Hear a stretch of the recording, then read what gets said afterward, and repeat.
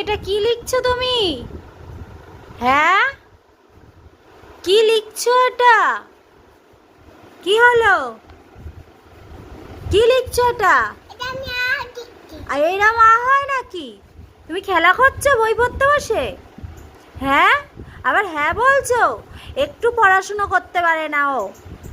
সারা দিন শুধু কি খেলা আর খেলা, আর নাচ গান এসবই আছে, তাই না? কি করেছো এটা? কি লিখেছো? মোছো। তোমার মোছা নেই? কোথায় গেল? এই যে চিনির ছোট্ট একটা ব্যাগ, এই যে বই খাতা নিয়ে এখন সন্ধ্যাবেলা চিনি বসে পড়েছে, তাই তো? নেই? কি হলো তাহলে? বই ছুটতে নেই। লেখো লেখো, বদমাশি করছে।